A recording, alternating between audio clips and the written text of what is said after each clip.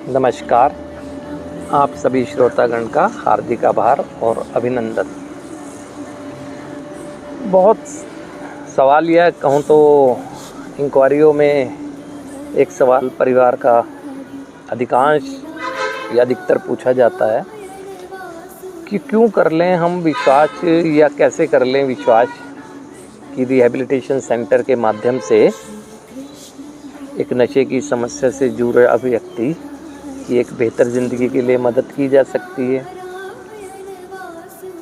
ये सवाल अगर वास्तव में कहें ना तो अगर ये परिवारों की तरफ से आ रहा है या समाज से ये सवाल उठकर आता है तो उसके पीछे एक वजह है, क्योंकि वो लोग समाज के उन साधनों में जो उपलब्ध समाज में साधन हैं, जैसे चिकित्सकीय उपचार या किसी की राय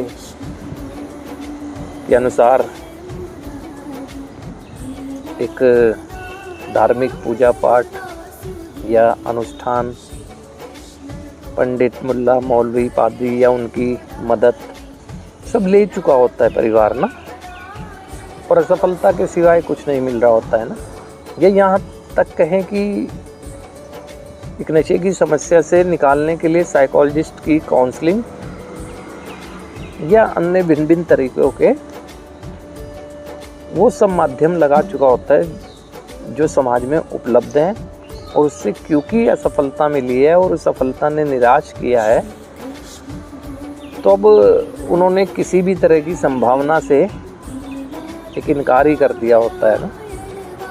तो ऐसे में कभी जब विकल्प के रूप में उनको कोई सुझाव मिलता है कि रिहैबिलिटेशन सेंटर हैं ऐसे जहाँ पर हो सकती है मदद, तो जाहिर सी बात है उनको डाउट होना स्वाभाविक है। वो इसलिए क्योंकि और बिना अनुभव के डाउट होना इसलिए क्योंकि पहले से वो अपने प्रयासों में असफल हो चुके हैं। तो इसीलिए मैं अब समाज में इस तरह की जागरूकता की कमी की वजह से किसी पीड़ित को उसी दिशा में तो छोड़ा नहीं जा सकता है कि धीरे धीरे वो जीवन को अंधकार और अंधकार की तरफ ले जाता रहे और ज़िंदगी का एक ऐसा अंत कर दे जिससे कि पीड़ा ही हो।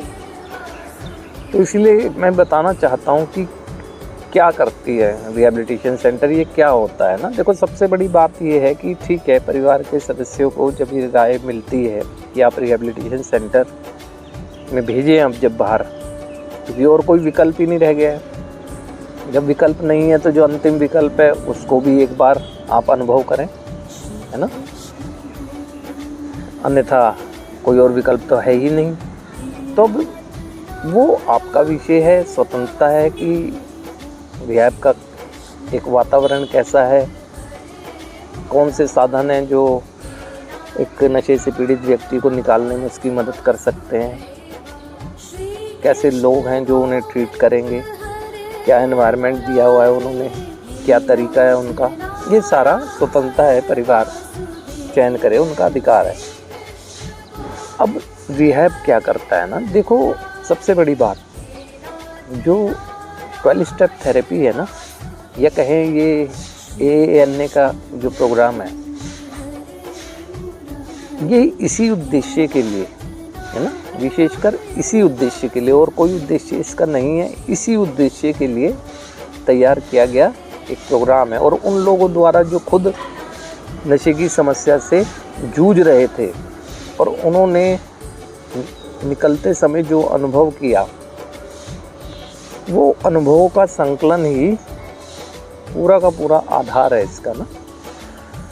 इस कार्यक्रम को जो 12 स्टेप थेरेपी है, जो रिहैबिलिटेशन सेंटर रन करते हैं, जिसके माध्यम से पीड़ित की मदद की जाती है एक स्पिरिचुअल पर्सनालिटी को डेवलप करने के लिए, या कहें कि पर्सनालिटी को डेवलप करने के लिए, ये 12 कदमों की उपचार पद्धति एक ऐसी जीवन बीमा पॉलिसी है जिसका प्रीमियम रोजाना के स्तर पर अपने को शेयर करके भरना होता है ना।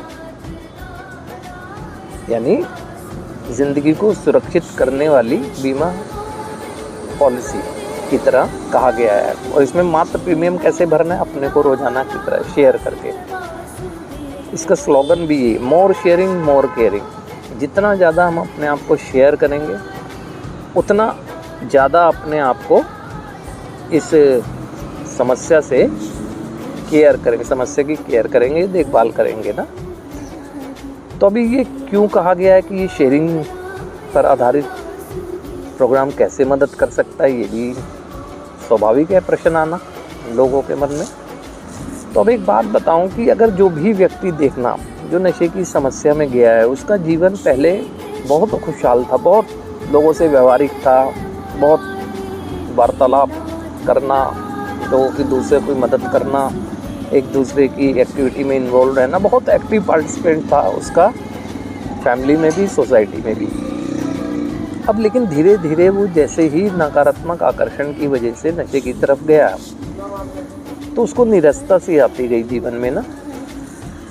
अब वो धीरे धीरे अपने आप को एकांतवासी बना लेता है, या कहें तो परिवार की या सोशल गैदरिंग में एकदम पार्टिसिपेट ना करना, अकेले अकेले रहना, अपनी बातों को शेयर ना कर रहा, एक इंट्रोवर्ट पर्सनैलिटी डेवलप हो गई उसके अंदर ना, अंतर्मुखी स्वभाव का हो गया। तो ऐसे में उसके मन में ऐसा नहीं है, चलता बहुत कुछ है, वो जो बुरा कर रहा है वो भी चल रहा है, चाह भी रहा है उससे निकलना ना, लेकिन उसे ऐसा मंच ही नहीं मिल रहा है। उसे भय की भावना घेरे हुए है कि कहीं मैं अपनी इस गलती को या इस कमी को बताऊंगा तो क्या सोचा जाएगा मेरे बारे में, किस तरह से ऐसा होगा। तो वो अंतर्मुखी स्वभाव का हो गया है ना। अब जाहिर सी बात है कि इसकी समस्या उसके अंदर ही एकत्रित विचारों के माध्यम से होती जा रही है ना। एक मस्तिष्क को उसने डस्टबिन बना लिया, एक कूड़ेदान की तरह बना लिया, जिसमें अनहेल्दी थॉट प्रोसेस ज़्यादा है ना, एक नकारात्मक विचारों की श्रृंखला ज़्यादा है। तो ऐसे में कोई भी बाहरी काउंसलिंग हो, कोई भी डॉक्टर की राय हो या किसी का समझाना हो, वो अच्छा समझा रहे हैं, लेकिन अंदर जब विचारिक गंदगी है तो उसमें जाकर वो गंदे ही हो जाने। पहले तो स्पेस चाहिए होगा ना उसको। स्पेस कैसे मिलेगा, जब वो बोलना शुरू करेगा, जब भी तो हम उसके अंदर कुछ फीड कर पाएंगे। तो ऐसे में क्या होता है, ये 12 स्टेप थेरेपी कैसे मदद करती है ना। देखो, सबसे पहले सुनने पर ही काम करवाने का काम करती है कि आप सुने। सुनकर जाहिर सी बात है विचारिक प्रतिक्रिया होगी, लेकिन बस आप सुने और जो कहा जा रहा है करें, जो डायरेक्शन दी जा रही है उसको फॉलो करें। अब जो इसमें स्टेप वर्किंग है, स्टेप वर्किंग उसको डीपली एक रियलाइज़ कराती है, चिंतन कराती है उसके उस जीवन का, जब वो अच्छा था और जैसे जैसे वो हुआ, डीपली रियलाइज़ कराती है ना। जब चिंतन स्ट्रॉन्ग होता है, डीपली चिंतन होता है ना, तो उसके मन में कई जिज्ञासाएं आती है। और ये जाहिर सी बात है कि जब ज़्यादा देर तक एक व्यक्ति अपने अंदर जिज्ञासाओं को रख नहीं सकता, जब उसकी जीवन जीने की चाहत है, तो उन्हें बोलने में शुरुआत में झिझक आती है, घबराहट होती है, लेकिन एक दिन ऐसा आता है कि ये थेरेपी उसे ऐसी मदद करती है कि वो बोलने लग जाता है। जैसे ही बोलने लगा, उसके अंदर एक विश्वास का बीज डलता है और वो अपने अंतर्मुखी स्वभाव से मुक्ति पाता है। अब वो हर वो बात अपने जैसे लोगों के बीच में, क्योंकि वहाँ एनवायरनमेंट जो रिहैबिलिटेशन सेंटर में होता है, सभी एक जैसे लोग हैं ना, अपने जैसे लोगों के बीच में जब सुनता है तो उनको सुनाता भी है अपनी बात में। धीरे धीरे उसके अंदर ये स्किल डेवलप होती है ना। और जब ये स्किल डेवलप होती है, जाहिर सी बात है कि जो अनहेल्दी थॉट प्रोसेस है उसको भी जब वो व्यक्त कर रहा है तो वो विचार तो निकल ही रहे हैं, साथ साथ उसकी सोच जो है वो भी प्यूरीफाई हो रही है ना, क्योंकि साथ साथ वो सुन भी रहा है ना। और जो सुन रहा है उसका चिंतन भी कर रहा है कि देखो, एक चीज़ है कि कोई भी विचार हो या कोई भी चीज़ हो, वो सिचुएशनल अगर है, चाहे वो पॉजिटिव है चाहे नेगेटिव है, वो इफ़ेक्ट नहीं छोड़ती है ना। अब यहाँ क्या होता है, रिहैबिलिटेशन सेंटर में जो बात उसने सुन ली वो उसके दिमाग में रही और एक लंबे समय तक रही। जैसे ही रही तो उसकी इंटरकनेक्टेड रिपीटेशन होने लगे, है ना, उस पर चिंतन चलने लगा, तो एक वो सॉलिड बॉन्ड बन जाता है माइंड में ना। अब बाहर क्या होता था, कुछ देर बैठ के परिवार ने उसे समझाया, किसी बाहर के परामर्शकर्ता ने उसे समझाया, उसने समझा, उसके बाद उठा और उसके बाद अपनी अदर एक्टिविटी में इन्वॉल्व हो गया, तो उस विचार के साथ वो रह ही नहीं ज़्यादा समय, रह ही नहीं, तो उस विचार की वैल्यू ही ख़त्म हो गई। लेकिन रिहैबिलिटेशन सेंटर के कैंपस में वो एक लंबे समय तक रहता है और किसी एक विचार के साथ नहीं, एक के साथ रह रहा है, अचानक उसे थेरेपी के माध्यम से दूसरा विचार मिल जाता है, फिर उसके साथ रह रहा है, फिर और विचार मिल जाते हैं, एक्टिविटी घटनाक्रम देखकर मिल जाते हैं, अपनी ग्रोथ देखकर, तो उसका माइंड पूरी तरह से एक वर्किंग प्रोसेस में आ जाता है। पहले एक ही दिशा में था, नशा, निराशा, इनसेन एक्टिविटी, परिणाम से दुख, दर्द, चिंता, लेकिन अब ग्रोथ करने लगता है माइंड ग्रोथ करने लगता है। और वर्तमान क्षण में भी अगर उससे जाने अनजाने में कोई सोच के स्तर से भी कोई ऐसी चीज़ आ रही है जो अनकंफर्टेबल करती है, तो ये 12 स्टेप थेरेपी एक पूरी स्वतंत्रता देती है अपने मनोभावों को व्यक्त करने के लिए। तो ये मॉडल इसी तरह से तैयार है, और वो समझ जाता है कि अगर मेरे विचार आया, मुझे बोलना है, बस किसके सामने बोलना है कि वेंटिलेट करना है। और ये जब इस तरह के तरीक़ों से वो अपने आप को रोज़ाना के स्तर पर वेंटिलेट करता है और कुछ ग्रहण करता है, तो उससे उसकी ग्रोथ होने लगती है ना, और वो स्किल सीख जाता है जो कभी वो परिवार के सदस्यों को बताया करता था, माता पिता से कहता था, भाई बहन से कहता था, अब वो कहने यहीं से ही सीख जाता है ये चीज़ें ना, और उसमें इमोशनल स्ट्रॉन्गनेस आती है ना, उसकी एक ये कहें तो एक वो पुरानी जो अच्छी आदतें थी वो रीडेवलप होने लगती है ना, क्योंकि माइंड की रीट्यूनिंग हुई है, वार्तालाप करता है, क्योंकि ये संवाद का होना बहुत ज़रूरी है। अब वो ऐसा नहीं करते, सीधे संवाद करना सिखाया जाता है ना।